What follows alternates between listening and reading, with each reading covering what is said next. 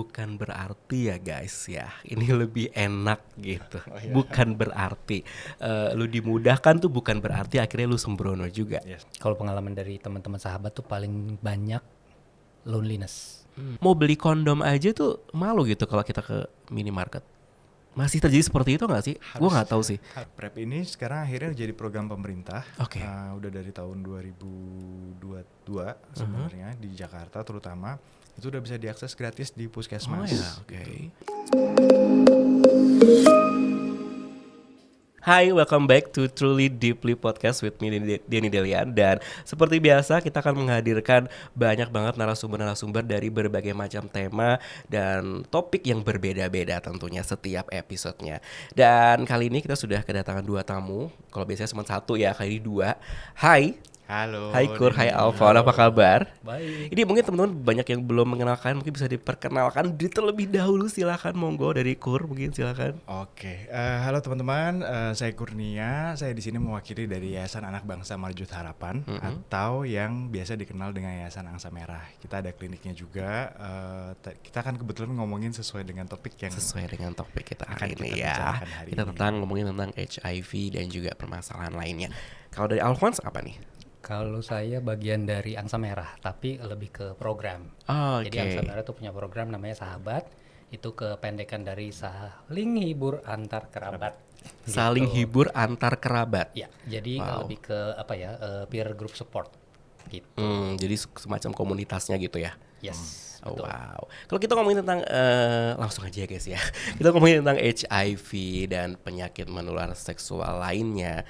Sebenarnya Kur, kalau boleh tahu sebenarnya perkembangannya sendiri di Indonesia itu seperti apa sih Kur saat ini kondisi HIV-nya terlebih dahulu? Sebenarnya kalau dibandingin dari tahun 2020 lah ya, kita tarik belakang ke 5 tahun itu sudah lebih baik. Secara bukan pertumbuhan ya, virus barunya juga nggak terlalu banyak. Kalau in total itu kurang lebih dari 500 sampai 600 ribu orang dengan HIV itu ada di Indonesia. Tapi kita dulu 2020 tuh punya target 65, terus kemudian naik ke 85 dan sekarang 95. Yang which is 65 itu udah kepenuhin sebenarnya. Jadi sekarang target Indonesia dan global itu ada di 95, 95% orang mengetahui status HIV-nya, kemudian melakukan pengobatan dan tersupresi. Akhirnya maksudnya dari HIV tidak jadi ke AIDS gitu. Dan sekarang kita udah masuk ke 65% orang udah mengetahui status HIV-nya itu udah masuk ke situ. Cuman kalau untuk yang mengakses pengobatan belum sampai. Nah, itu jadi PR kita semuanya kan sebenarnya. Dengan adanya podcast ini juga ingin mengedukasi teman-teman juga untuk tidak takut untuk mengaksesnya. Betul. Nah, kalau kita ngomongin sebelum jauh mengenal tentang HIV perkembangan di Indonesia sendiri, mungkin banyak sekali informasi yang salah kaprah di masyarakat tentang HIV. Mungkin dari teman ada yang ingin menjelaskan sedikit tentang HIV-nya, mungkin dari Alfon atau dari Kur. Silakan. Siapa? Oke, ya. Sebenarnya HIV itu kalau dari dia kan singkatan ya, Human Immunodeficiency Virus. Jadi artinya virus yang melemahkan kekebalan tubuhnya manusia gitu. Nah, beda sama AIDS kan kadang-kadang orang kalau zaman dulu kita sebutnya ODA, orang dengan HIV/AIDS. Oke. Sekarang itu kita sebutnya ODIV, orang dengan HIV. Oke. Karena yang akhirnya naik ke statusnya ke AIDS tuh udah jarang karena pengobatan saat ini udah jauh lebih baik lah gitu, dan akses yang orang melakukan pemeriksaan screening itu juga jauh lebih banyak. Jadi akhirnya setelah mereka tahu, mereka melakukan pengobatan yang menjadi AIDS kecil. Nah, virus ini sebenarnya menyerang kekebalan tubuh manusia. Jadi karena itu dia nggak punya sistem imun, nah akhirnya gampang sakit.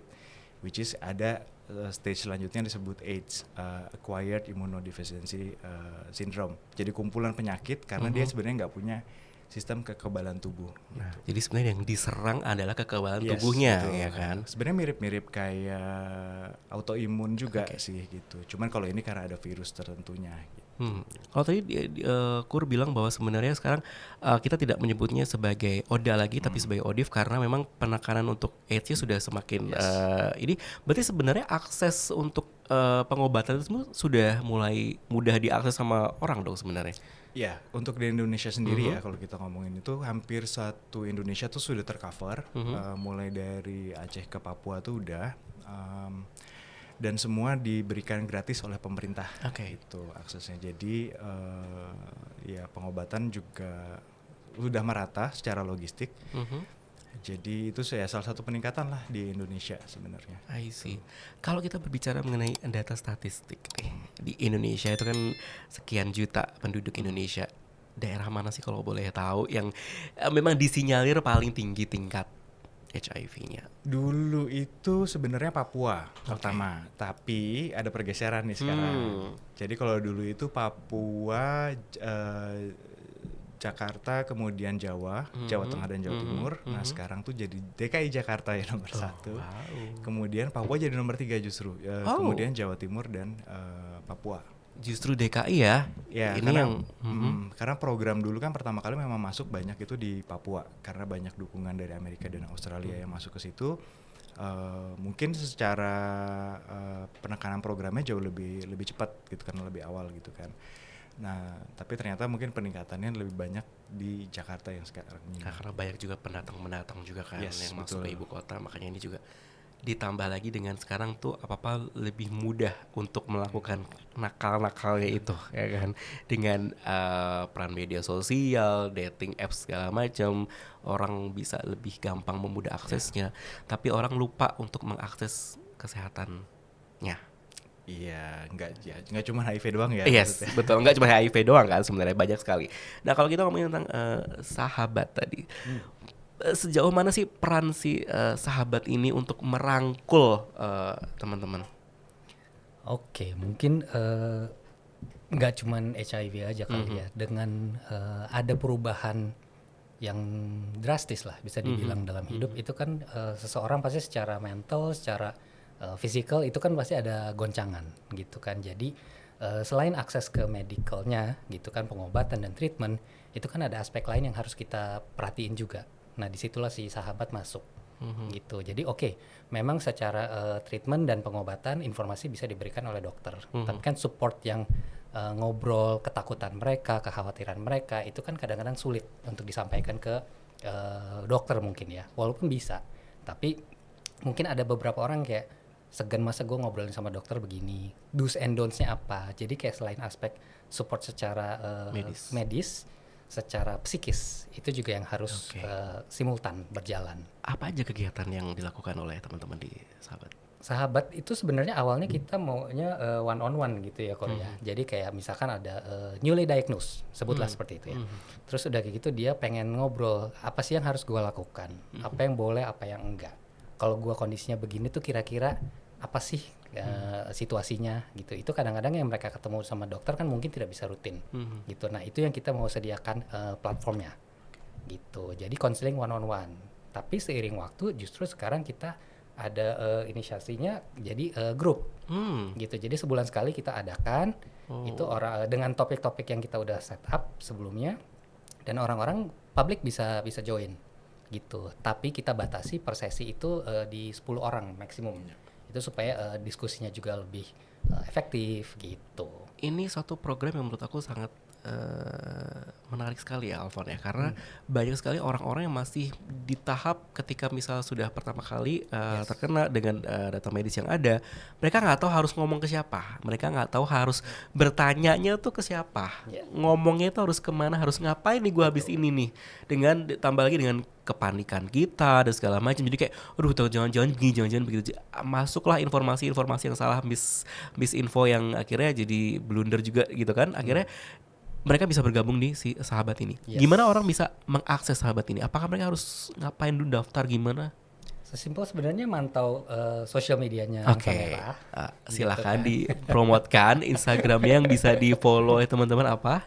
Di Angsa Merah Klinik. @angsamerah klinik. Di situ sebenarnya Angsa Merah ini sebenarnya lebih ke klinik juga nggak sih, Ya, teman-teman? ke klinik, tapi kita juga ada yayasannya kan. Ada yayasannya. Ada klinik, dan kita ada beberapa program juga di bawah yayasan yang kita kembangkan untuk teman-teman, dikhususkan untuk teman-teman marginal. Tapi ya seiring waktu berkembang jadi lebih umum. Gitu. Jadi lebih umum. Karena ini juga penting juga nih, bukan hanya kaum marginal juga. Ya, sebenarnya nanti kita akan bahas. Nah, kalau kita ngomongin tentang HIV dan penyakit menular seksual lainnya, sebenarnya apa sih faktor-faktor yang cukup punya kontribusi cukup tinggi dalam angka HIV dan segala macam ini, Kur? Mungkin nanti Alphonse bisa bantu sedikit juga ya dari pengalaman teman-teman di sahabat. Kalau untuk secara umum itu satu ya misinformasi itu yang pertama. Kita di Indonesia itu kan kalau sexual education tuh cukup minim ya.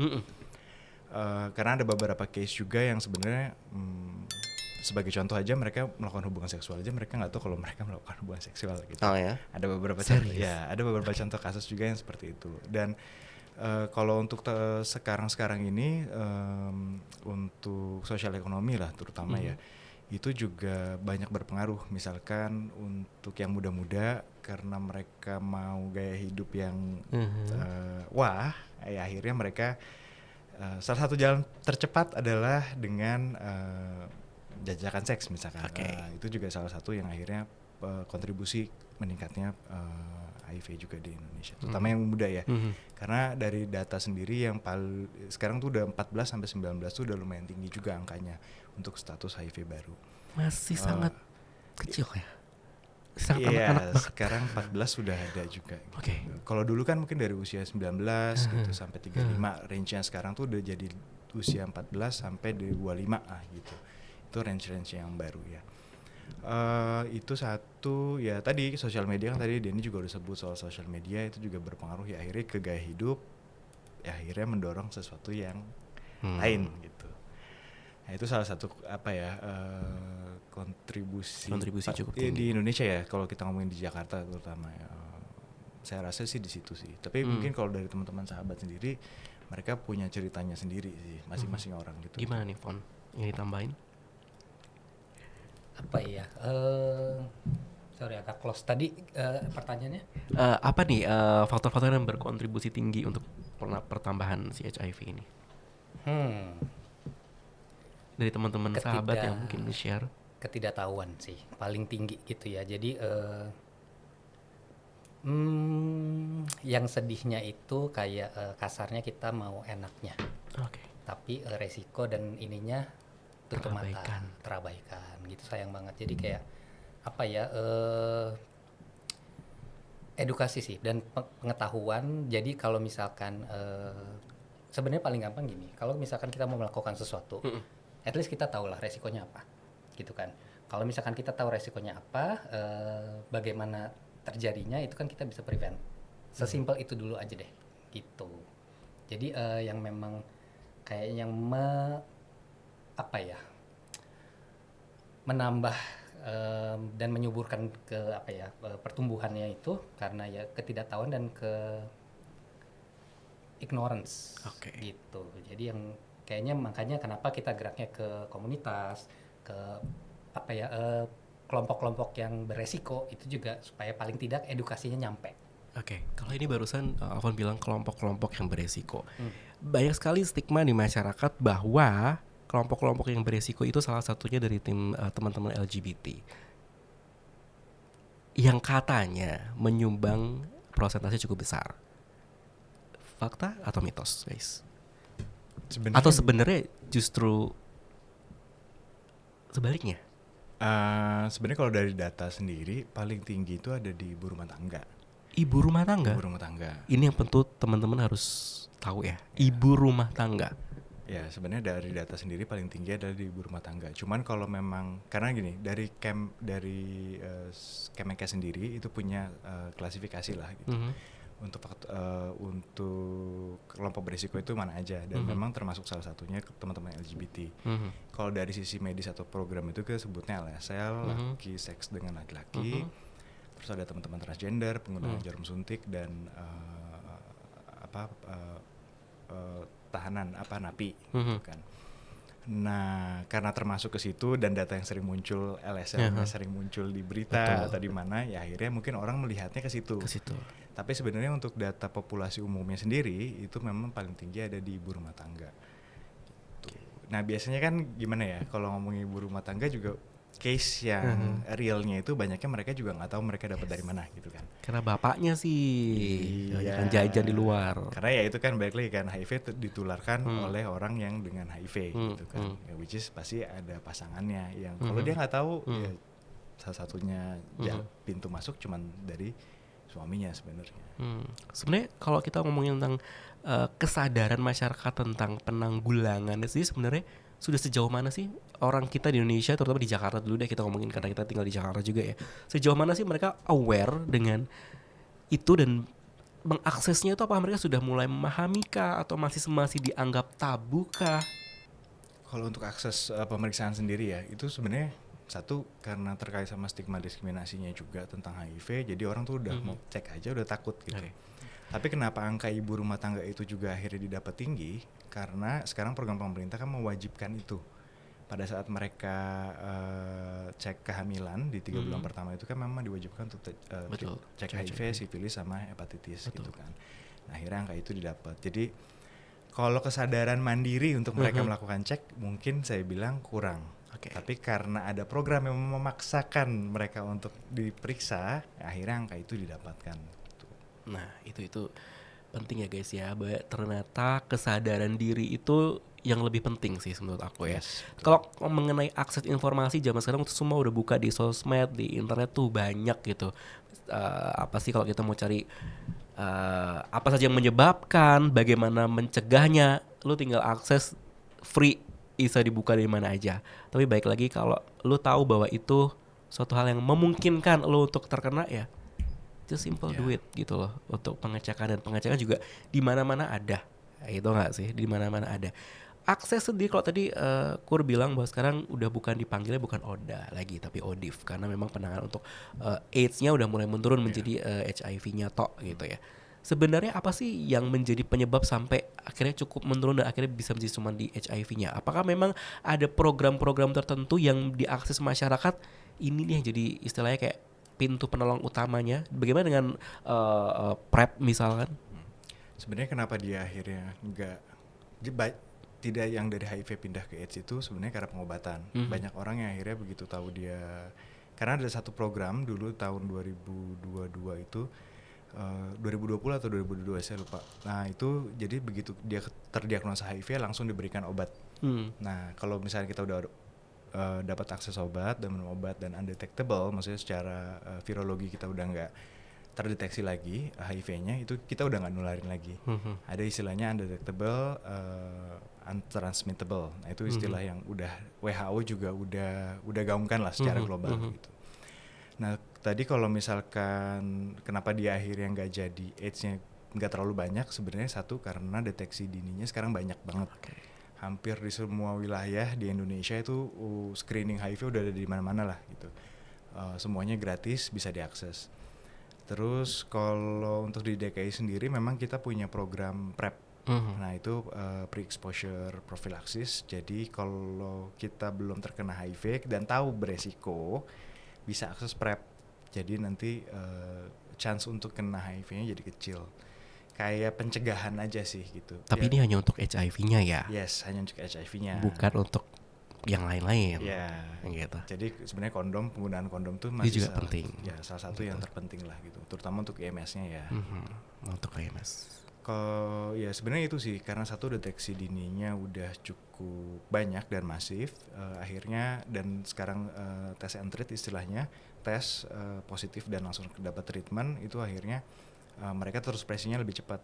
Kalau zaman dulu mungkin orang akhirnya tidak terdeteksi tuh bisa 6 bulan sampai setahun, ada yang 2 tahun. Kalau sekarang mungkin 3 bulan tuh udah undetect. Jadi cepat banget sih ya. Jadi sekarang pengobatan yang sekarang juga jauh lebih bagus dan nggak ada efek samping juga. Iya, kayak zaman dulu kayaknya aku dengar ada efek samping ini ono. Iya. Gitu. Kalau sekarang hampir nggak ada, fungsi hati, fungsi ginjal juga dengan obat itu aman. Jadi sekarang udah jauh lebih enak sih sebenarnya. Bukan berarti ya guys ya, ini lebih enak gitu. Bukan berarti lu dimudahkan tuh bukan berarti akhirnya lu sembrono juga. Yes. Ini penting. Balik ke Alfon, kan menghadapi teman-teman gitu ya, dengan curhatan mereka, dengan permasalahan teman-teman.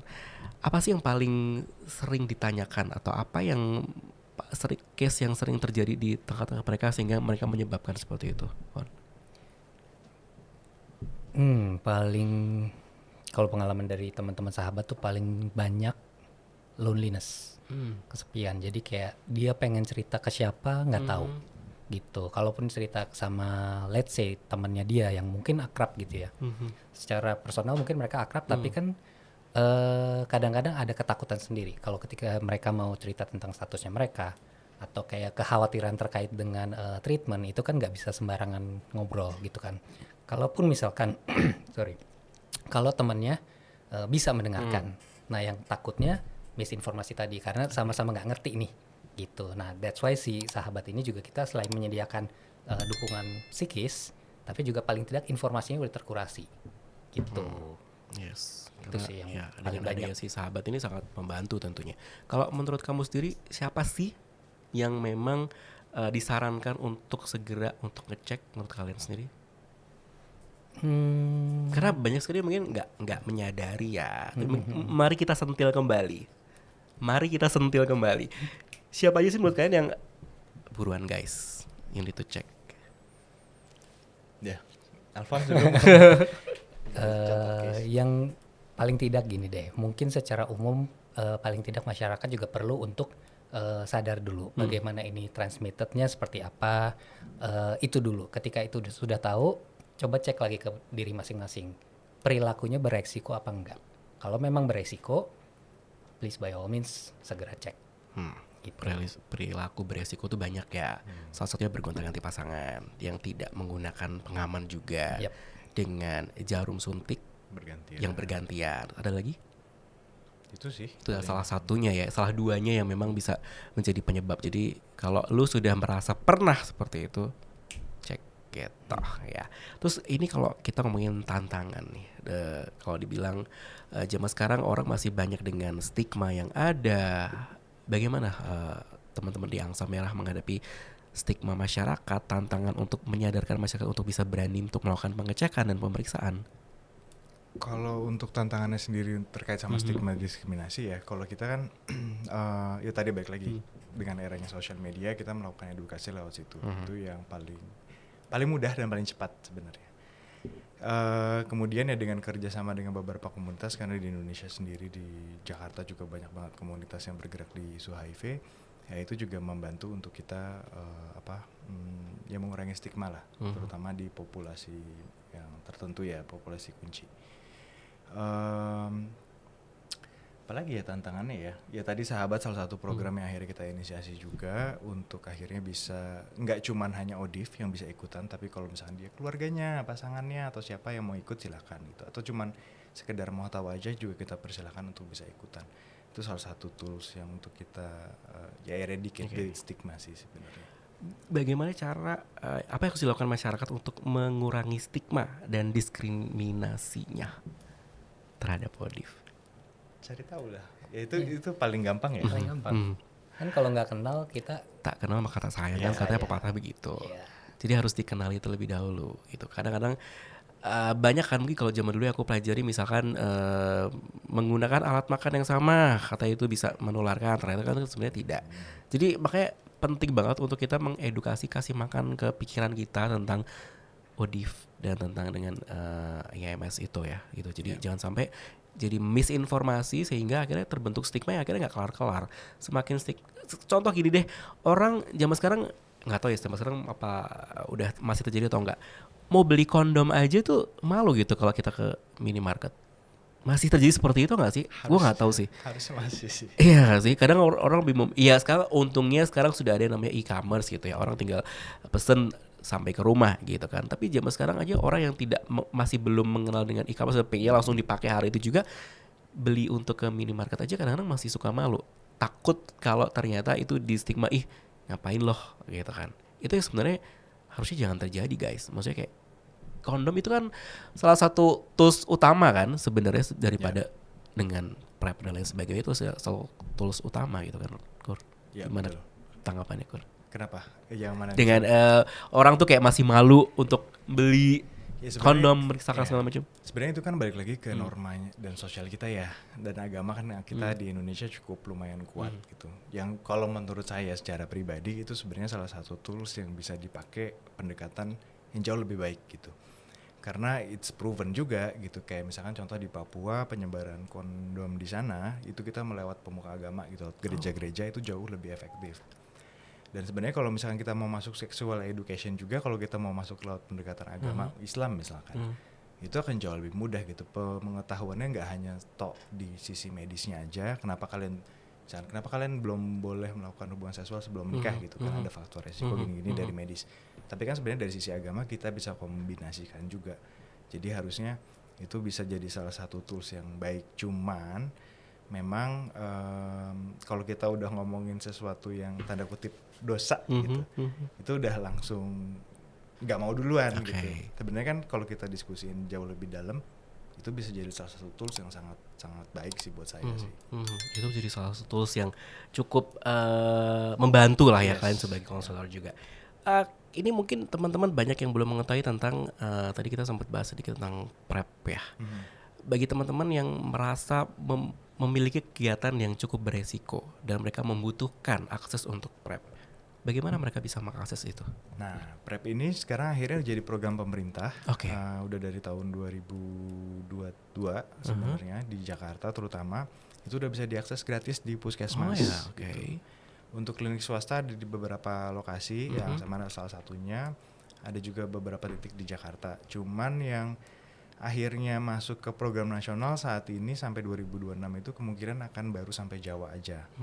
Tapi itu sudah bisa diakses di puskesmas. Jadi teman-teman tinggal datang, minta akses PrEP, cek dulu ya di puskesmasnya. Cek HIV-nya dulu, baru nanti kamu minta si PrEP-nya. Ya, Dan itu betul. secara free ya, Free, PrEP-nya ya. gratis. Itu Gitu. program pemerintah, jadi bisa diakses gratis. Dan ini ternyata cukup membantu juga untuk penekanan itu juga ya.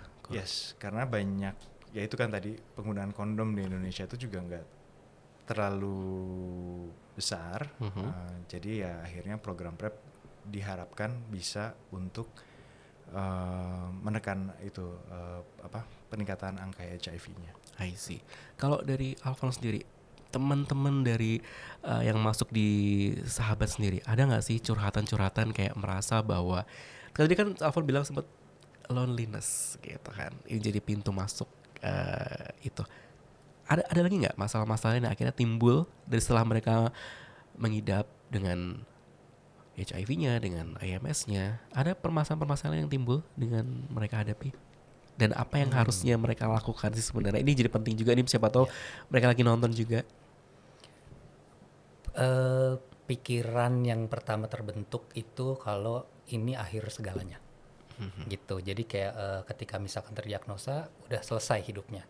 Mau social life, personal life, professional life itu kayak semuanya berhenti gitu. Padahal enggak gitu. Dan itu yang masih banyak teman-teman yang belum aware gitu. Nah, di situ juga kayak kasus-kasusnya kalau misalkan yang cerita, oke, bisakah saya punya partner lagi dengan kondisi saya misalkan? Atau misalkan apakah berarti partner saya harus sesama positif kah? Ternyata enggak, ada caranya gimana supaya antara yang positif dan negatif itu tetap bisa saling jaga gitu.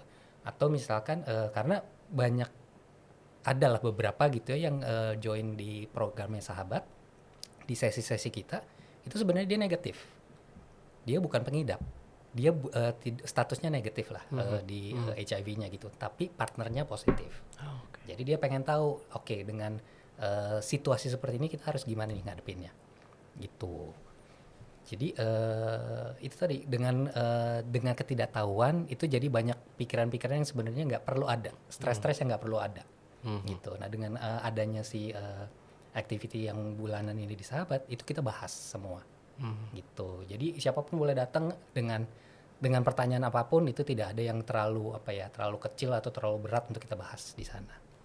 Ini penting gitu. Ya guys ya, buat teman-teman yang merasa ada kebutuhan untuk berkonsultasi, untuk bergabung bersama sahabat, monggo di follow Angsa Merah Klinik gitu ya. Harapan kalian dengan penanggulangan HIV di Indonesia sendiri seperti apa, Kur? Dan mungkin teman-teman kayak mengharapkan support pemerintah yang seperti apakah, atau dari sisi masyarakatnya sendiri, dari Alfon, dari Kur? Kalau dari saya sih harapannya sebenarnya lebih ke informasi yang lebih masif lah. Contoh kayak waktu zaman dulu kalau kita pernah nonton iklan polio di TV-TV, itu kan sangat masif tuh, akhirnya stigma itu hilang dengan sendirinya dan lebih cepat gitu. Nah kalau misalkan pemerintah misalkan melakukan itu juga untuk HIV atau penyakit lainnya kayak misalkan diabetes atau jantung, itu kan mereka udah melakukan itu, dan ya sifilis dan hepatitis mereka melakukan itu juga udah secara masif. Kenapa HIV nggak dilakukan seperti itu juga gitu? Toh kita treat ini sebagai penyakit gitu kan. Kita nggak ngomongin soal nilai sosialnya, kita nggak ngomongin normanya, tapi kita coba treat ini sebagai ya penyakit aja gitu loh, epidemiologi lah gitu. Itu harapannya. Yang kemudian ya informasi-informasi terkait screening, pemeriksaan awal sama pengobatan tuh juga udah bisa digaungkan jauh lebih masif lah gitu. Ya. Karena sekarang sendiri untuk pengobatan tuh udah sangat maju gitu. Di luar sendiri sudah ada dalam bentuk suntik. Nah, yang bisa diakses cuman 2 bulan sekali, dan ada juga yang 1 tahun sekali. yes, kalau di Indonesia sendiri tadi udah dikasih tahu ya bahwa kita tuh ada program pemerintah namanya PrEP juga yang bisa diakses gratis bahkan sampai ke puskesmas. Jadi manfaatkan kesempatan itu, jangan disia-siain, jangan malu, jangan males. Karena kebanyakan orang udah tahu tapi males antar atau ya, you know. Dari Alfon sendiri gimana, Fon? Apa harapannya, Fon? Apa ya? Mungkin secara kolektif kita sebagai masyarakat gitu ya, sebagai warga itu kayak mulai sama-sama melek deh. Mulai mencari tahu dari informasi yang valid gitu ya, yang bisa dipercaya. Jadi apa sih sebenarnya HIV ini gitu? Bagaimana caranya dia menyerang? Bagaimana caranya dia melemahkan? Itu yang pertama untuk tahu dulu. Nah kalau kita udah tahu, baik statusnya negatif ataupun positif, at least next stepnya apa gitu. Kalau misalkan memang positif, oke, berarti harus dapat treatment, dapat support gitu kan. Tapi kalau yang negatif, oke, ketika nanti misalkan mungkin dia ketemu dengan orang yang positif, harus bagaimana bersikap, paling enggak gitu. Jadi secara pelan-pelan stigma ini kita tekan bareng-bareng gitu. Dan ini kayaknya tanggung jawab kita semua ya, sebagai pribadi gitu kan. Apapun status kita itu ya paling nggak kita aware gitu. Ketika kita sudah aware, kita tahu bagaimana memposisikan diri dan bagaimana menghadapi situasi itu. Intinya kalau kalian berani melakukan kegiatan yang beresiko, harusnya berani juga untuk melakukan ngecek gitu kok. Alfon, ada yang mau ditambahin lagi? Apa ya? Ya itu sih paling ya cari. Sekarang kan selain Google udah ada ChatGPT ya. It works kalau mau cari informasi tambahan lain tuh bisa dari mana aja itu udah bisa. Yes, semuanya sangat mudah diakses, sangat gampang didapatin. Jadi manfaatkan akses-akses itu, termasuk kalian yang pengen melakukan pengecekan bisa langsung di angsa merah.